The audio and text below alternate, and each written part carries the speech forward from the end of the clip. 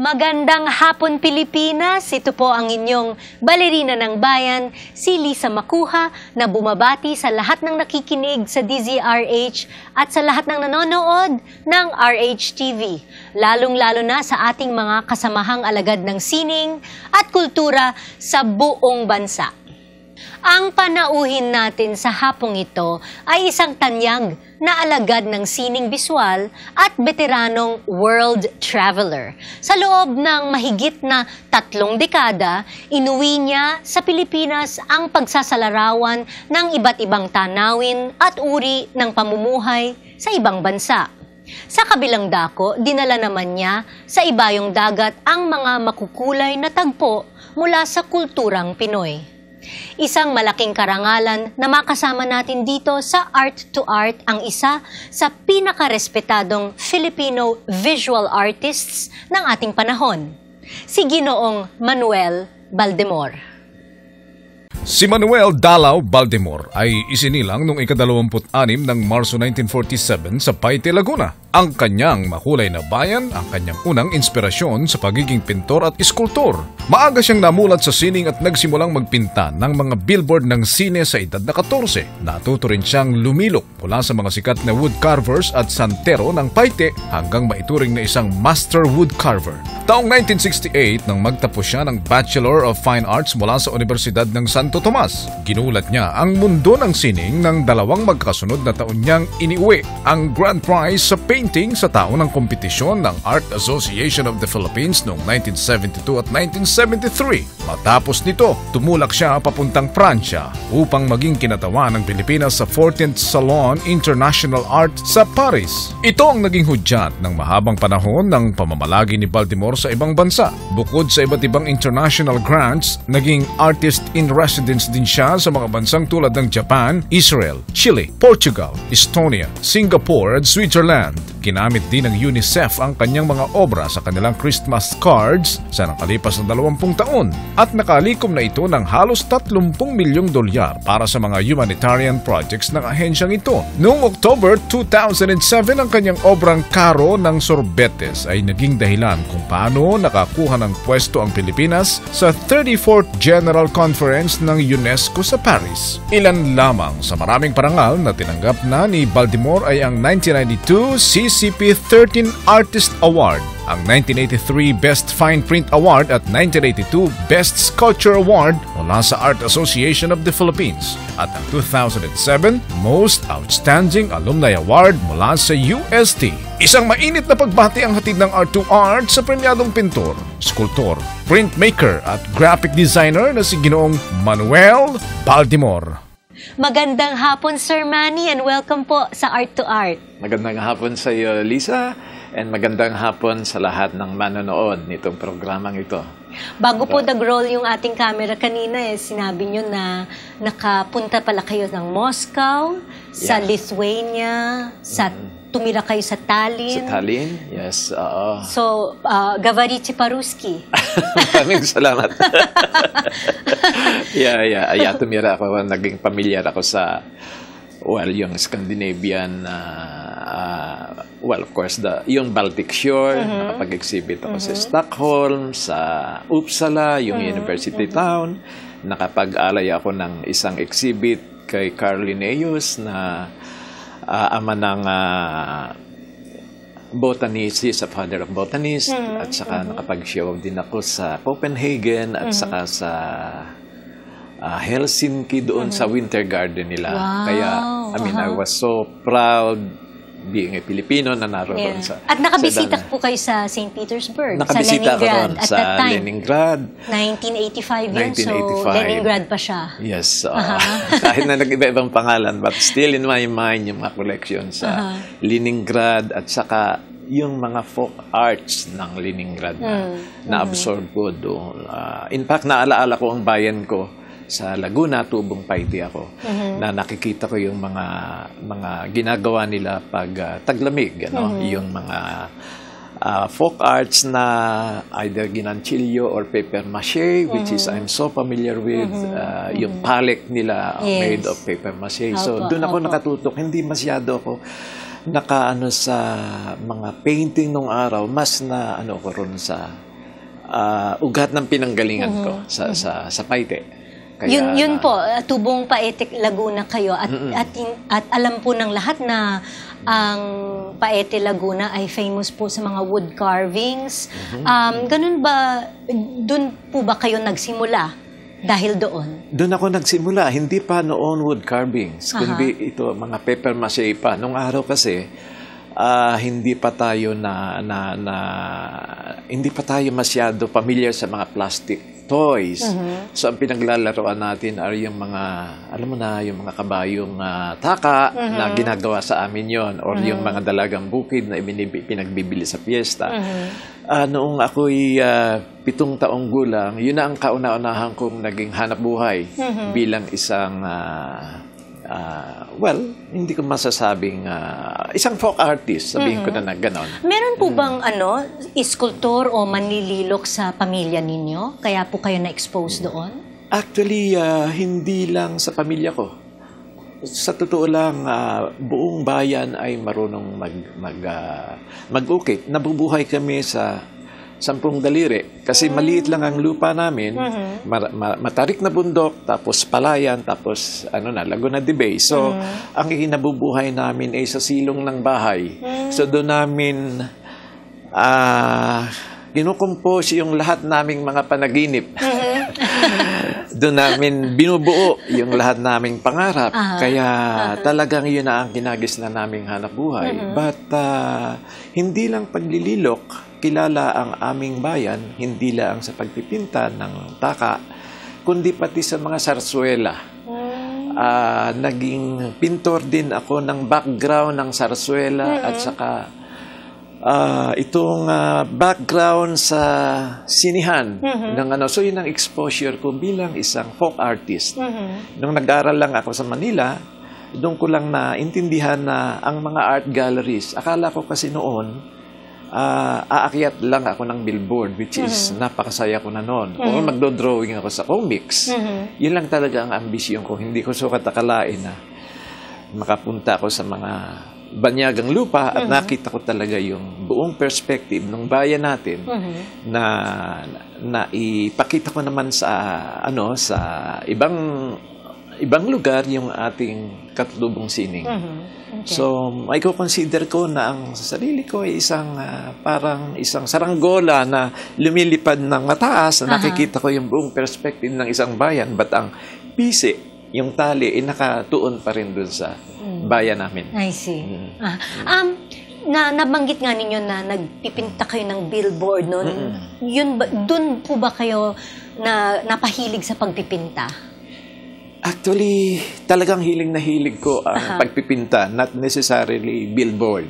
Para bang, nang sinabihan ako ng lola ko na ako ay mag-aral bilang isang maestro o isang teacher, which is yun ang kagalang-galang naman talagang profession, sinabi niya sa akin na hindi ako maghihirap kasi siya ang mag-ano sa tuition ko and lahat na at saka pag-graduate ako, tatawagin akong Mr. Baltimore, which is nakakaano ng puso. Pero siyempre, kung medyo iba yung ambisyon mo at saka gusto mo talagang sundin yung damdamin o yung gusto mong ilabas ay yung gusto mo talaga. Either magpinta ka nga or magsulat or magikang maestro. Parang ganon. So, akala ko noon ang fine arts, ang bilang isang alagad ng sining, isang lang na pagpipinta. Napakarami pa lang sa ngayon yan. Ngayon ko lang nalalaman. Katulad ng iyong discipline. I mean, yan ang para sa aking pangunawa, yan ang kauna-unahang expression ng ating bayan, ng ating bansa. Kasi bago tayo magpinta, kumanta, ay sayaw muna ang ating natutunan. Kasi iniaalay natin kay Bathala. Kaya para hindi tayo maano sa kalamidad, ang pagkakaalam ko ang Pilipinas ay wala pang land bridge, na may land bridge pa, lagi tayong may mga calamities na noong araw pa. So, para ma-please ang Bathala, tayo'y sumayaw So, At kumakanta din. At kumanta rin. Oo, bago magpinta. Oo, okay. so yun ang pagkakaalam ko sa ano ng disiplina. Mostly, yung body language nga muna bago tayo nagkameron ng pagpipinta. Pero nakakatulong sa akin pagbibiyahe ang pagpipinta kasi minsan ang problema ko ay yung salitang banyaga. So, pag nagpipinta ka o nagdodrawing ka, pag o-order ako halimbawa ng isang pagkain na hindi ko ma-explain sa waiter, idinodrawing ko. So, binibigay sa akin yung aking gusto. Ang galing naman. So, lagi po kayong may dalang papel tsaka lapis. Yun ang aking lagi akong may, ang tawag doon, lagi akong may visual diary na pag naghihintay nga ako ng menu or sa restaurant, lagi akong may pangsulat na ginagawa. At saka nag-take down notes ako sa mga, kasi gusto ko matuto araw-araw. Not only yung pagpipinta, kundi pakikipagharap sa tao, pakikipagsalita, at saka yung mga ugali at kultura ng ibang bayan, lalo sa banyagang lupa na napupuntahan ko. Ano po ang masasabi ninyong Tatak Baldemor? Ang mga paintings niyo po ay sinasabing they depict scenes in simplified geometric forms with a folk art character. Paano nyo na-develop itong artistic style na to? Well, yung pagka-folk artist ko nung araw, na-convert ko as a fine art. As a fine artist, parang ganon. Sa mas natuto ako sa karsada.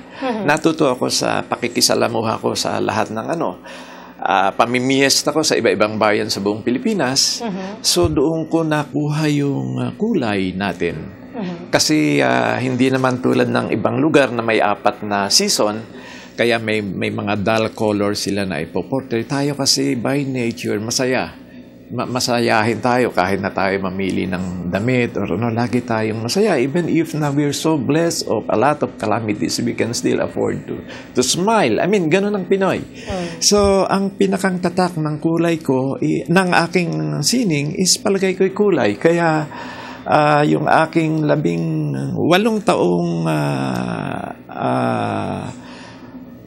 connection ko sa UNICEF, doon nakaka-relay yung mga tao sa aking mga cards na kahit hindi Pasko, pero kulay Pasko naman. Kaya yun ang naging passport ko sa mundo. Pag inintroduce akong UNICEF artist, parang ako'y natutuwa at meron akong followings na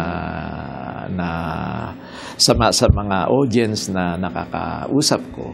So kulay ang aking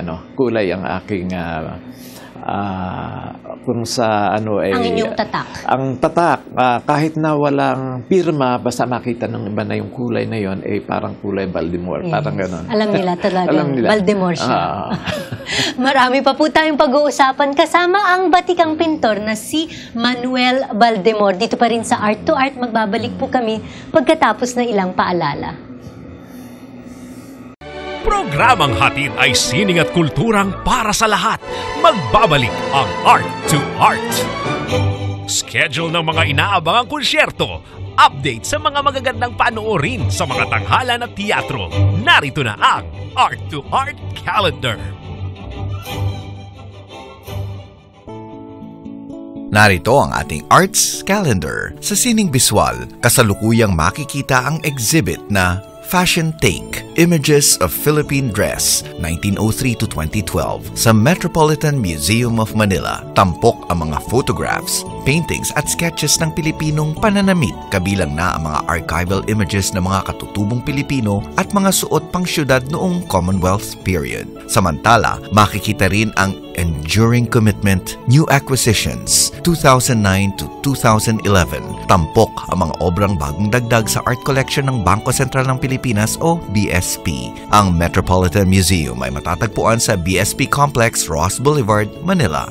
Bilang pagtanda sa pagdeklara ng martial law noong 1972, patuloy na makikita ang exhibit na Recollection 1081, Clear and Present Danger. Visual descent under martial rule sa Cultural Center of the Philippines, Ross Boulevard, Pasay City. Tampok ang mga obra ni Ben Cab, Alfredo Lyongoren, Pablo Bayan Santos, Edgar Talusan Fernandez, Orlando Castillo, Al Manrique, Jose Tenz Ruiz, Renato Habulan, Ofelia Galvizon Tequi, Brenda Fajardo, Imelda Cahipe Endaya, Antipas del Otavo, Jaime de Guzman, Ana Far at iba pa. Ang exhibit ay bahagi ng Piglas, isang serye ng mga art events na nagpapakita ng mga artistic expressions na tumugon sa mga pangyayari ng lipunan. Ito'y makikita hanggang September 30. Samantala, inihahandog naman ng Yushchenko Museum ang exhibit na Eloquent Simplicity in Wood and Fiber. Hanggang September 16, ito'y nagpapakita ng paggamit ng kahoy at tela bilang material sa pang-araw-araw na bagay. Ang Yushchenko Museum ay matatagpuan sa RCBC Plaza, Senator Hill Puyat Avenue, Makati City. Usapang sining at kultura para sa lahat. Kasama ang balerina ng bayan, si Lisa Macuja. Art to Art. Kasama pa rin po natin ang tanyag na pintor na si Ginoong Manuel Baldemor.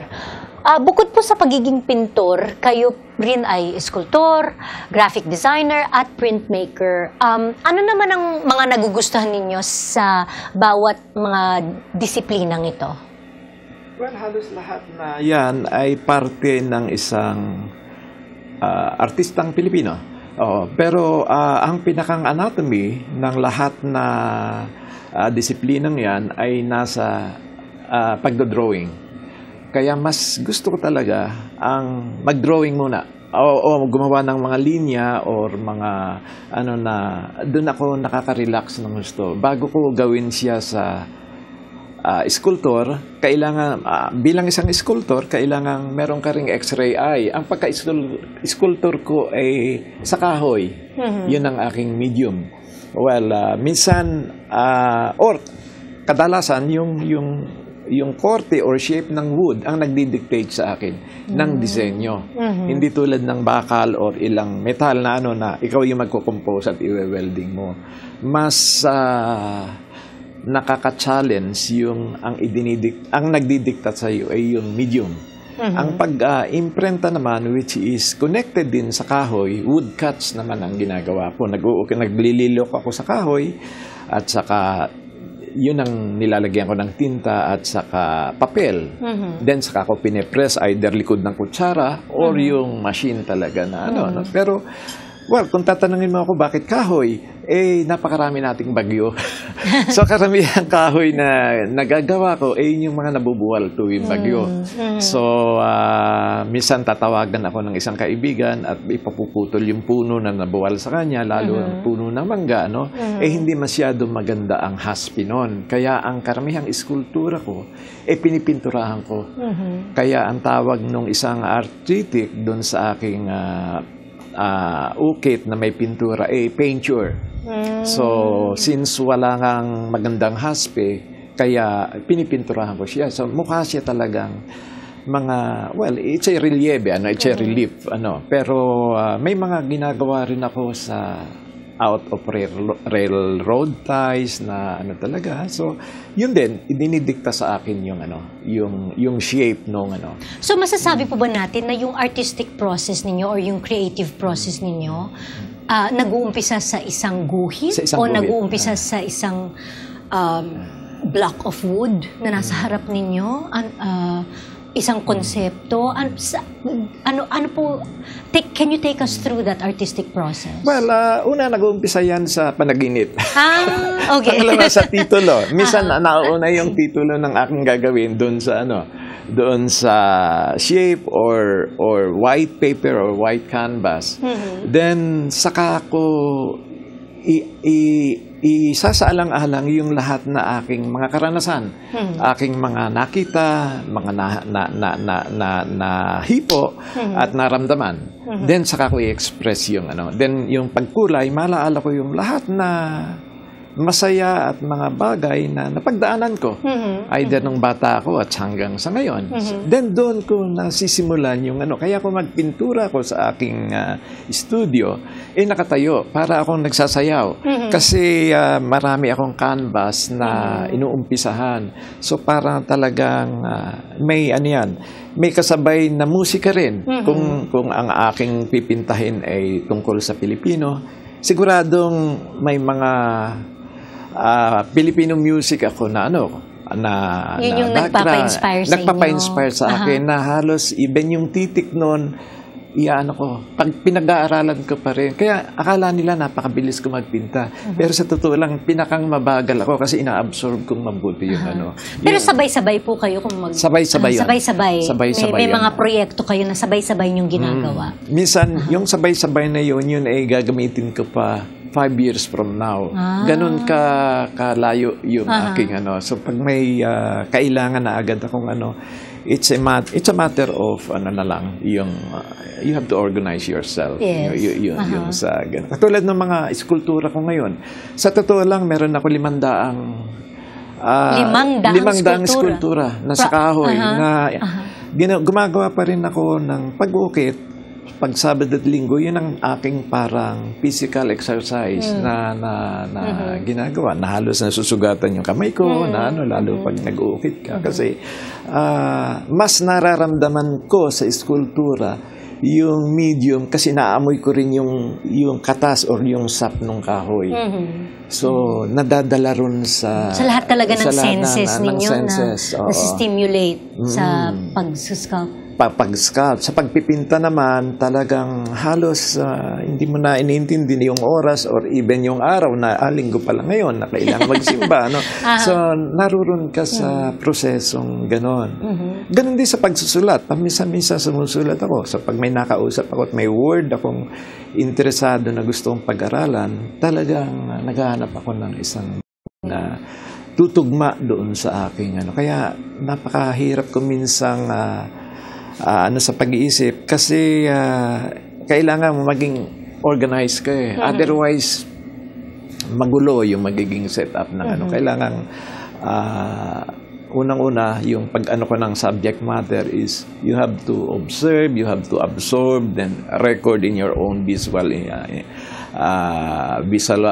language. Yung saka lang ako mag-uumpisa. Pero pag nag-umpisa na ako, para na ako nagsasayaw katulad mo. Naranasan po ba ninyo na mawalan ng mga obra sa mga di inaasahang pangyayari? Katulad ng sunog o baha? Madalas. Lalo ngayon, nung 2009, nung ako ay naatasang gumawa ng mosaic sa isang simbahan which is Saint Teresa, yung sa Basilica ni Saint Teresa Lisieux. Nagustuhan yung disenyo ko ron. Una-una hindi naman ako relihiyoso pero ngayon naniniwala na ako sa miracles of Saint Teresa. So nung 2009, 6 na buwan akong wala rito. So nagkameron ng baha and everything. So halos yung studio ko, I have 3 ang studio ko actually na nasira lahat yun. Pero alam mo, since nakatira ako sa mga pare, parang nakalman niya ako. Nakikita ko kasi sa television yung mga nangyayari rito sa Pilipinas. Naalala ko muna ay UNICEF. Yung pala, biktima na rin ako noong kalamidad na yun. Ba't sabi sa akin ng pare, Manuel, wala ka namang madadala sa impyerno o sa langit na material na bagay. So, dun lang kumalma yung ko. Nang umuwi ako Nobyembre na noon, talagang may mga mushrooms na yung aking libro, yung mga canvas ko, talagang sira na. So, the only way na is mapakinabangan pa rin yung iba, So, i-donate ko sa UNICEF at saka sa environment yung ibang and up now hindi pa rin ako nakakapag-restore. Yung iba gustong-gusto kasi there's a historical parang conversation piece na yung na yun. Nasunugan hindi ka pa naman na-experience pero yung baha which is ako pa naman ang isang contribution ko pa rin yan sa ng environment. Ako pa yung nag-design noong green bag ng SM. So talagang kung sa contribution tungkol sa environment, malaki rin ang nagawa ko, lalo noong buhay si Odette Alcantara.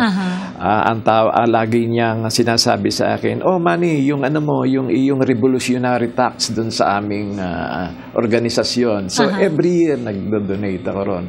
So parang it's a blessing naman na pag nawalan ka, may dumadating na Small ganun. world, kasi yung ballet masterpieces ko para sa SM noon 2 years ago. Yun yung ino-autograph ko. I see. Nung nag-tour ako sa SM naman. Anyway, small world. Yeah. Pero po, nasabi ninyo na 6 months po kayong nawala. In fact, 6 you months are ako. one of the most well-traveled artists of our country. And very well documented po yung mga travels ninyo. Paano po nakatulong ang pagbabiyahe ninyo sa inyong sining? Well, wala namang sikreto diyan. Mas madalas akong umaten ng reception ng diplomatic circle or umaaten ako ng mga cultural presentation ng iba-ibang iba-ibang embassies. So doon ko na, sa totoo lang, mas madalas akong umaten ng mga receptions kumpara sa pag-attend ko ng isang exhibit ng isang kaibigan ko. Nakikita ko yung mga shows nila maybe before and after the exhibit, but yung sa diplomatic circle, doon ko nakikilala yung mga cultural attaché and So sa totoo lang, uma-apply ako. Hindi naman yan na nasa lamesa mo lang at aalis ka na. Paghihirapan mo yan. Yes. Marami ang legwork at saka paperwork, networking, and ganun. Sabi nila, ay Manny, mahirap gawin yan kasi hindi ako sanay mag-Ingles. Sabi ko naman, hindi rin ako sanay mag-Ingles at sila hindi rin sanay mag-Ingles. So, patas lang. So, apply ako ng apply. So, ang lagi kong anuhan is art in residence. Yes. So, pag art in residence ka, nagkakameron ka ng total immersion. So, na-absorb mo lahat, nakikilala mo yung mga ibang mga artista rin or ibang mga alagad ng sining din sa ibang bayan. Nagkakameron kayo ng interaction. So, doon ako natututo. So, hindi yan talagang, even if qualified ako to apply sa mga libreng biyahe sa NCCA na ganyan. Pero kung magagawa mo naman paraan on your own at saka matutulungan mo yung bayan natin sa paghahayag ng ating kultura, bakit hindi mo gawin? Parang ganon. So, halos taon-taon yun ang nagagawa ko dito sa... At balita po namin, meron kayong gaganapin na exhibit sa Switzerland ngayon. Well, meron nga. In fact, noong Mayo, bago ako umalis dito sa Pilipinas, nag-exhibit ako sa Ayala Museum ng tungkol sa Switzerland. Kasi ngayong taong ito, nagdidiriwang tayo ng 150 taong diplomatic relasyon natin sa Switzerland. Ako naman, I'm so proud and very honored na ako yung napili nila to represent kasi na tumira ako sa Switzerland ng 4 na buwan as artist in residence sa Basel. So pagkatapos ng exhibit ko sa Ayala Museum, nung opening sa Ayala Museum, umalis ako. Yung exhibit na yon ay anong tawag dito? 1 buwan yon na tapos nag-exhibit ako nung National Day natin sa Paris, nung June 11, tapos June 27 sa Vienna, sa tapat yung exhibit ko sa Vienna ay sa United Nations, sa tapat meron akong napalaking mural doon sa lobby ng UN. So doon ako nag-exhibit. Then noong July 4 sa Bern, sa capital natin. Ngayon, inimbita uli ako sa Basel sa Oktubre na ituloy uli yung kasi ito continuous continuous program ng diplomatic relations natin. So, mapalad ang Pilipinas kasi dito sa Pilipinas, kauna-unahan silang nagtayo ng konsulado nung tayo ay under by the Spaniards pa. Kaya nag-celebrate tayo ng Ganon din ang pag-celebrate ng medyo commercial, pero lahat tayo lumaki sa Nestle. 100 years din ang Nestle dito sa atin. Kaya may may connection talaga tayo sa Switzerland, not only because yung monumento ni William Tell at saka ni Jose Rizal, isa lang ang gumawa niyan, yung Swisson sculptor. Kaya talagang hindi ko papahindian yung mga offer na ganyan sa akin. At napakapalad ng art to art na nahuli namin kayo dito in between all of your exhibits all over the world. Ano po ang inyong sikreto ng inyong staying power? Well, wala naman sikreto dyan. Ang pinakang ano lang dyan is lagi lang buksan mo yung isip mo at saka yung damdamin. Then saka magawin yung gusto mo. Tapos kung ano yung blessings na natanggap mo, i-share mo rin sa kapwa natin Pilipino or kapwa human being. Ano? So, hindi yun sikreto or kailangan gawin talaga na bawat isang